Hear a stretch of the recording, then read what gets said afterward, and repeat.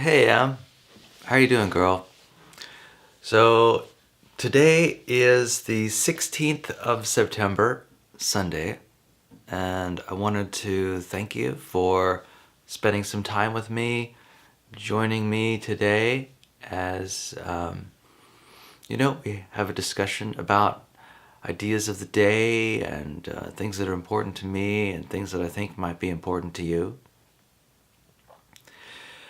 And as we start every morning, let's think a little bit about Mary Mackenzie's book, Peaceable Living. Peaceful Living. Daily Meditations for Living with Love, Healing, and Compassion. So we go to September 16th, and here's the quote of the day. The beginning of love is to let those we love be perfectly themselves, and not to twist them to fit our own image. Otherwise, we love only the reflection of ourselves we find in them. Thomas Merton. I'll read that again. That's a pithy quote. The beginning of love is to let those we love be perfectly themselves, and not twist them to fit our own image. Otherwise, we love only the reflection of ourselves we find in them. By Thomas Merton. This is a really profound quote, and I'm really appreciating it right now. I think that in loving relationships, there's quite often a sense of personal control that takes place, where it's almost like an aberration. There's also something realistic and functional about it. In order to be with someone else, to have your needs met, there needs to be flexibility on the part of the other partner. Because there are things that, you might need and not know how to ask for. And maybe things in a relationship you might, or while you're relating with another person, things you might need to have, and maybe there's not much room for negotiation. And so, there's this balance of wanting to be with someone and wanting them to sort of unfold as a personality before you, and also a need for a person to sort of wrest control at times regarding what they need.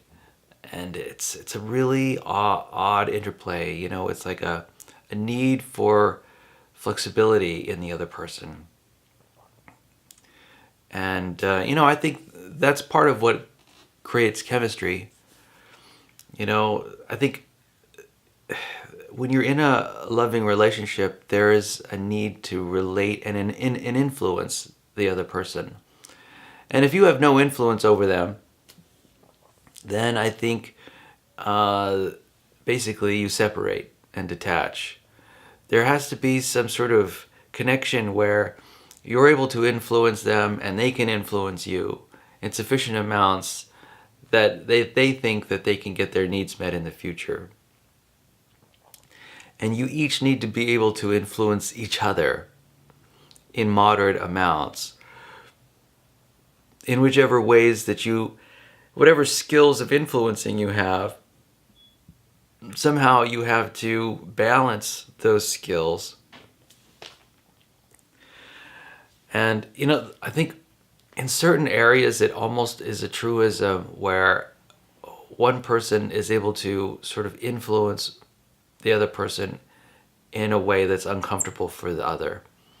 And that's almost true. It almost can't be in any other way.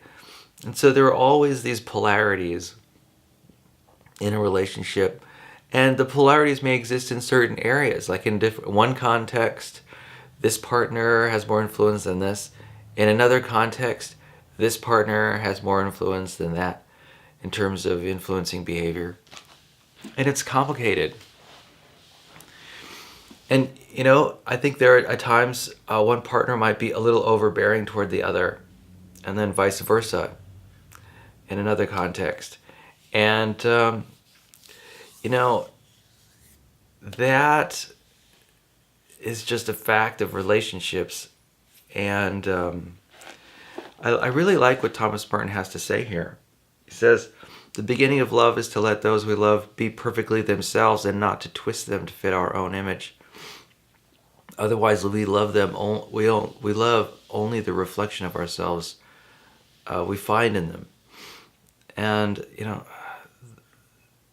this is also very true.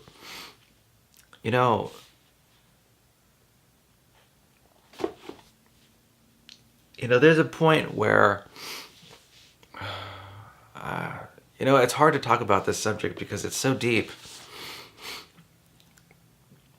Ideally, when we love another person, we can love them unconditionally, and it doesn't depend on their behavior. And I think that kind of love happens all the time. I think it's really common. But there is also conditional love. And, I'm finding it real difficult to get to the core of this quote. The beginning of love is to let those we love be perfectly themselves. And not to twist them to fit our own image. Yeah, that is definitely a problem.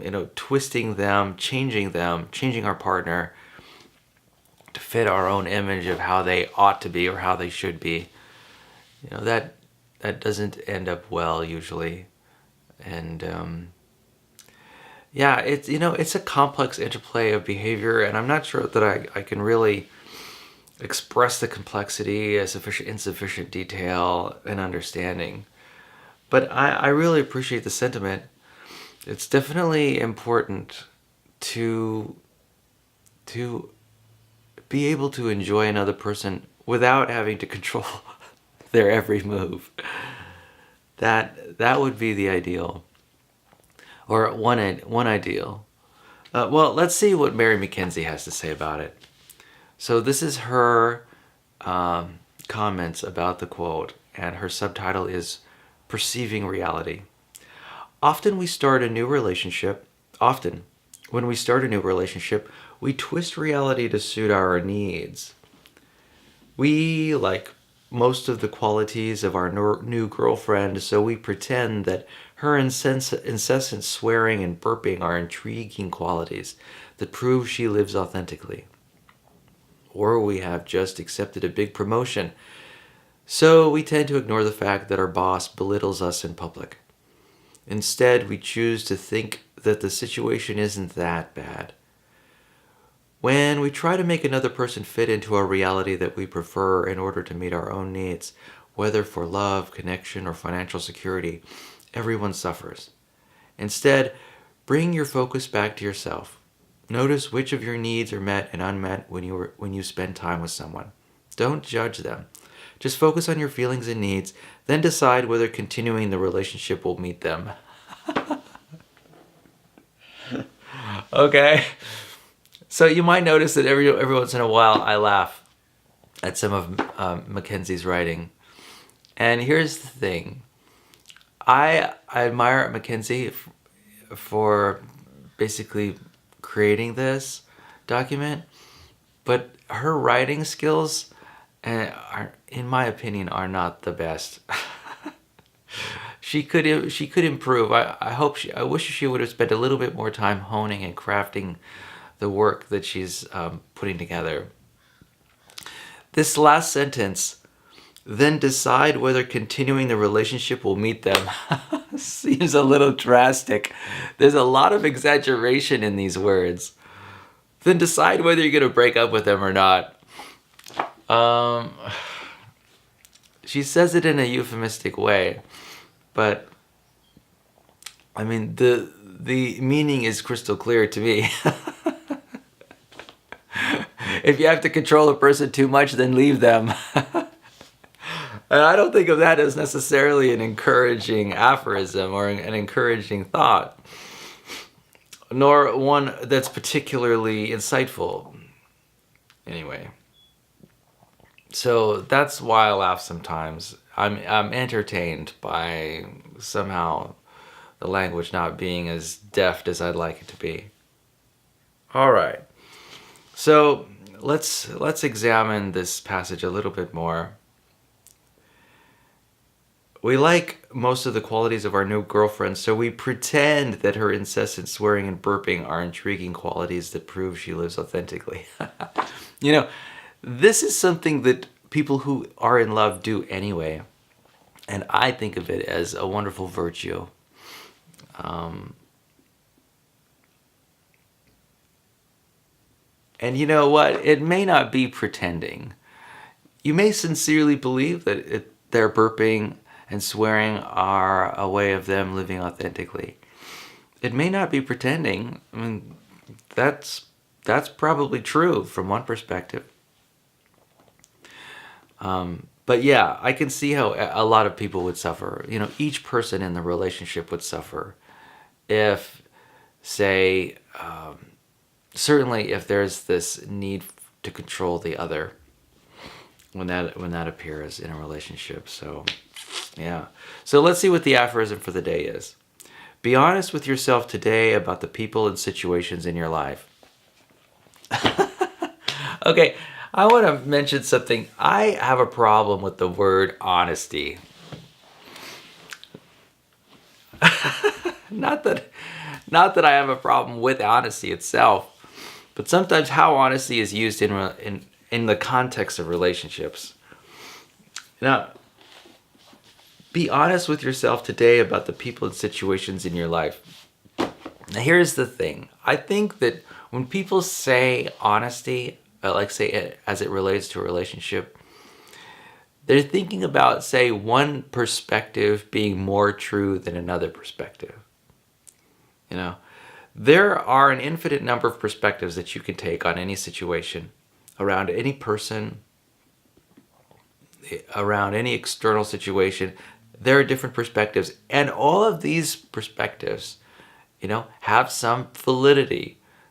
They really are an honest aspect of someone's personality or the life situation. It's real. It's not that it's not real. It is just as real as any other aspect. And the honest aspect, say the true aspect, well, they're all true. They're just relative to one another. I mean, they're all completely true. And, you know, here's the fact. There isn't one true perspective. There isn't, I mean, there might be a more effective perspective to hit a certain goal, or to keep a certain value. There might be, I mean, if you have a direction in mind, then yeah, there might be a specific, more correct version of a perspective, more correct perspective. But in general, there isn't one. There isn't one. Each perspective is valid, and it's, you know, some people call it being real, and you know, being real for a lot of people is quite often the most harsh perspective possible, the most exaggerated, and maybe even self-serving perspective that is possible. And they call that the real perspective, you know, or they call it being honest, right? You know, I'm not necessarily a believer in that. I'm not a believer in being real, being honest. No. I am a believer in being real and being honest, and I think being real and being honest means that differing perspectives are valid. Anyway, that's my beef. All right, so I'll get off my soapbox now. Be real. Let's be real. I want to be real. Okay, so now I think it's time for us to read My big, fat, zombie goldfish. Don't look into his eyes. All right, let's see what we got going here. So now we're on chapter 3, Fish 911. Now, if you recall in our story, Tom, who is the protagonist, is battling against his brother Mark, who got a new chemistry set and is now doing some homework related to pollution, right? Putting pollution in his goldfish's fish tank. This is so sad. And then Mark leaves the room. Tom is there, and the chapter 2 ends where Tom touches the goldfish in the pool of pollution. So let's see what happens to this goldfish. Maybe he'll turn into a zombie goldfish. I don't know. It is the title of the book. So here we are at chapter 3, Fish 911. I did more than touch it. I reached into the bowl and scooped it up with my fingers and ran to the bathroom. "Come on, fish, hang on. You'll be okay now," I muttered as I ran. The fish was covered in green gunk, and it was flipping about in my hands. At least it was still moving. But it wouldn't last long. All gunked up like this, I tried to hold it in one hand whilst I turned the top and tried to wash it, or turned on the tap and tried to wash it. But I could feel it wriggling through my fingers. Then slurp, it flipped out of my hand and landed in the toilet. Oh my God. Splash. I dropped down next to the bowl. The fish kind of bobbed around and swished its tail, but then it went still and leaned over. Our other goldfish all did that leaning thing too just before they went belly up and died. I raced to my bedroom and got my walkie-talkie. "Tom, to Pradeep, come in. Pradeep, over," I said. "Roger?" Pradeep answered. "I mean, Roger? Tom? Or Tom? Roger? Anyway, I'm here. Over." "Pradeep, it's a code red," I shouted. "Over. Quick." We had this code of important stuff we both agreed on when we were back in first grade. Yellow is stuff like, "Girls are nearby." Blue is stuff like, "There's a dog digging up the gross food from our lunch boxes that we buried." Orange is stuff like, "There's a teacher-parent coming."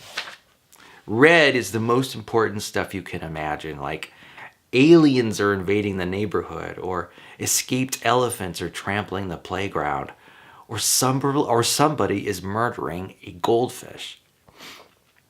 If you're trying to figure out the system, it's not like traffic lights or anything. It's the color of jelly beans from least good to best. "I'll be there on the double," Pradeep said and hung up. I was still staring at the leaning fish in the toilet when Pradeep ran up the stairs. "I'm here," I called. Or "In here," I called. "What's up?" he asked. I pointed to the fish. Pradeep bent down and looked closely at it. "Did you go to a fair?" he asked. "No, it's Mark's," I said.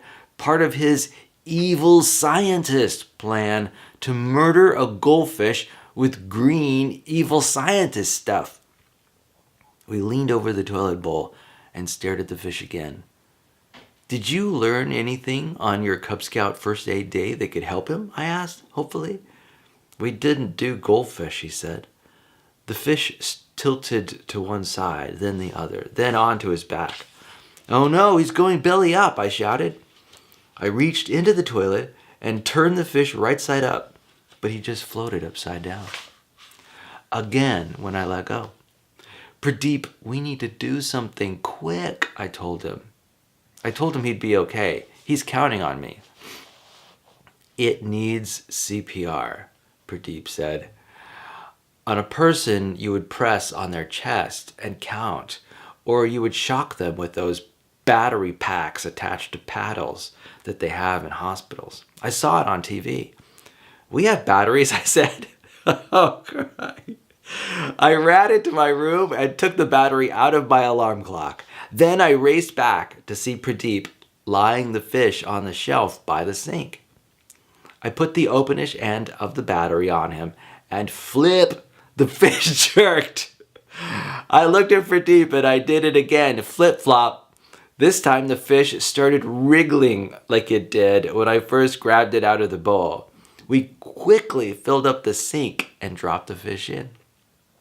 And it started swimming around. We did it, I said, Pradeep.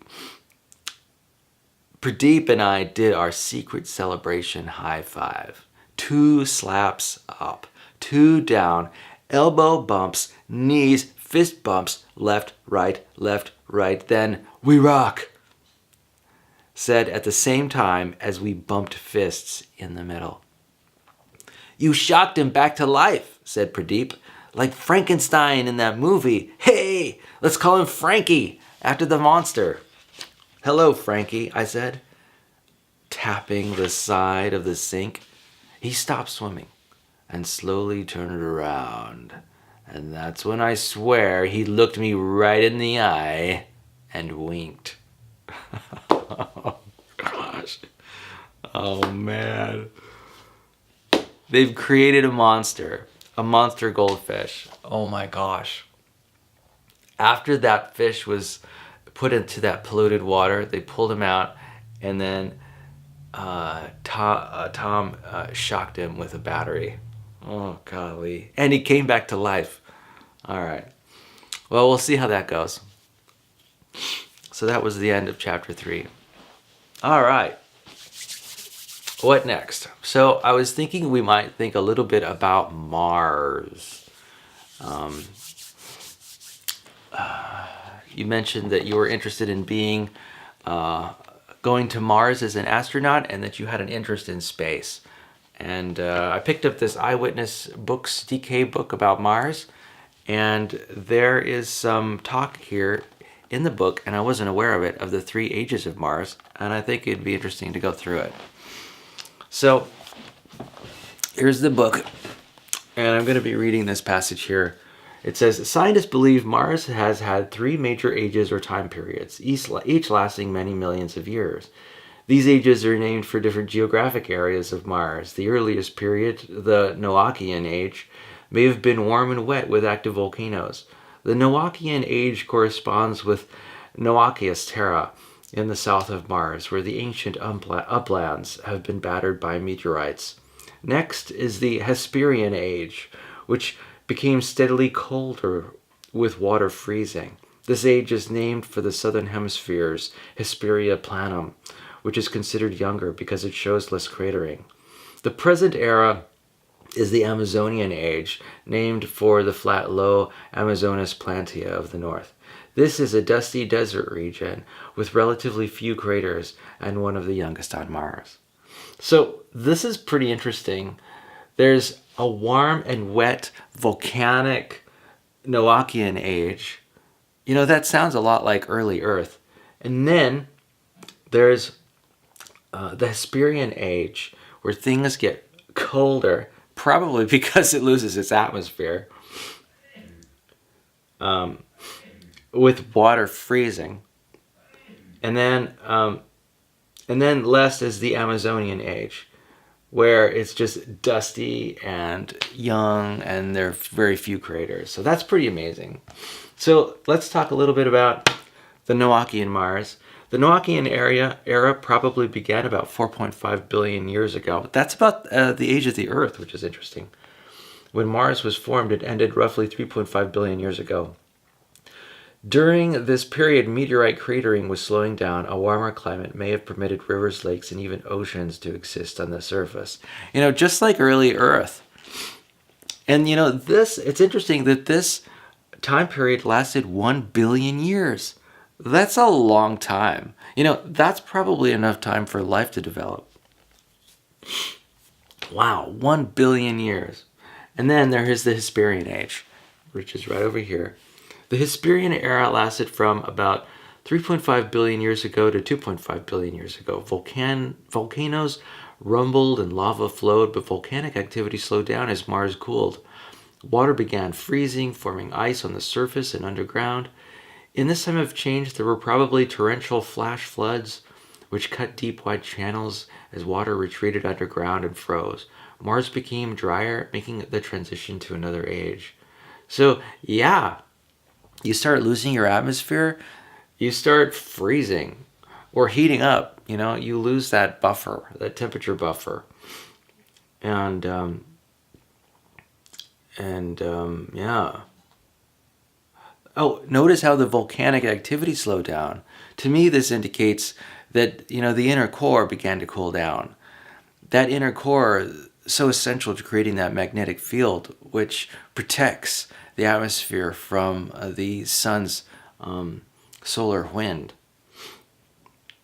So yeah, the volcanoes slow down because, well, it's getting colder, and the core is not able to sustain the heat, and that's a problem for the planet's magnetic field.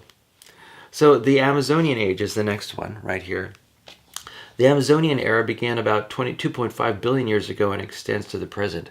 During this period, cratering and volcanic eruptions have continued, but at lower levels than in previous ages.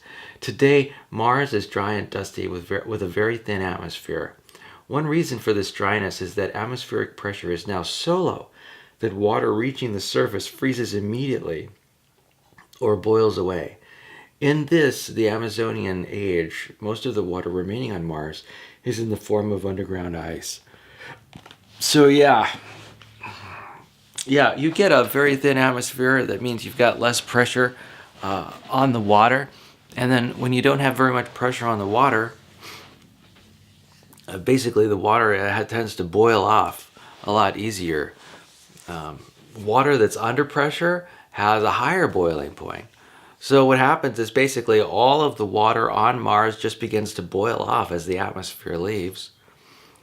And so basically all the water that was on the surface evaporates, leaving only colder water, say frozen water, underground. Yeah, wow, what an interesting period of transition. Again, that period lasted about 1 billion years. So, actually, no, it began about 2.5 billion years ago, and still continues. So, this is essentially the story of a dying planet. From the Noachian Mars to the Hesperian Age to the Amazonian Age, essentially the planet dies from the inside as it gets colder, as the volcanic activity slows down, as the magnetic field drops in intensity, and as it loses atmosphere. That's an amazing story. And it's probably a story that will happen to the Earth eventually. We just happen to be in the Noachian age of the Earth, so to speak. Thankfully, that won't happen probably for another few billion years. Oh, crap. Oh, sorry. I thought I wasn't recording anymore. Anyway, I'm still recording. So, yes, Miguel does say bad words on occasion. So, wow, fascinating stuff. The 3 ages of Mars. Well, I really learned something there. That is an amazing thing. So, oh, wow. What an amazing planet that is. Just like our own. And it's interesting to think that we each of our planets, that is Mars and Earth, had about the same beginnings. I would have liked to see Mars during the Hesperian Age, its earliest age, when it was just formed with all the volcanoes and the water. That would have been really interesting for me to see. Anyway, let's see. Something I'm interested in talking about now is a series that I started a few days ago relating to my personality and sort of describing to you what it is. And so I'll talk to you about that in just One. All right, we're back. And so I wanted to discuss my personality. Now, in the past, I've discussed a few characteristic strengths of my personality, and I'll just briefly summarize them. They were optimism, creativity, curiosity, and being encouraging. Yeah, those are, I think, four main personality traits of mine that if you knew me better, you would have a really keen understanding of as you observe my behavior. There's another aspect of my personality, and that's lightheartedness. I tend to be somewhat lighthearted. Now, it's kind of interesting. Only I can evaluate how lighthearted I am.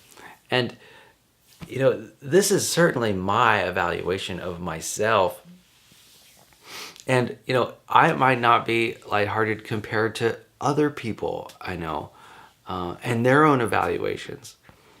I don't necessarily think of myself as serious. Though, you know what? I have a feeling that other people might view me as being serious. So it's kind of interesting. But I do think of myself as rather lighthearted. And interestingly enough, it is something that is a trait that I'm interested in developing even more. I think I do have a tendency to be a little serious, a little too serious sometimes. I have my moments just like everyone else.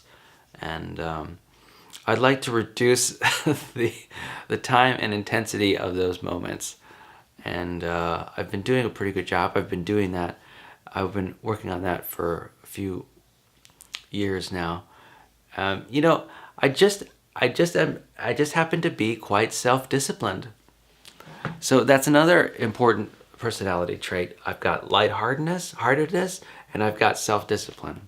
And they almost are personality traits that are sort of in opposition to one another. And I do happen to be quite self-disciplined, and I'm quite good at it. Examples of my self-discipline. I am a calorie counter, and I have been for a couple years now. And I use that technique to manage my weight. And I'm really satisfied with it, and I don't think I'll ever change.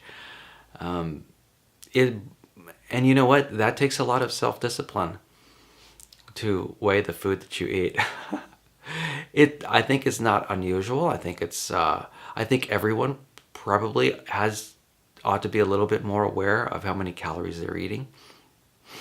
Certainly in the United States, where we have a 35% obesity rate,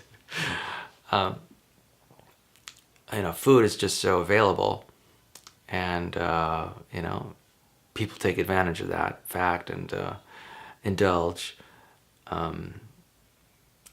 But it requires self-discipline not to, right?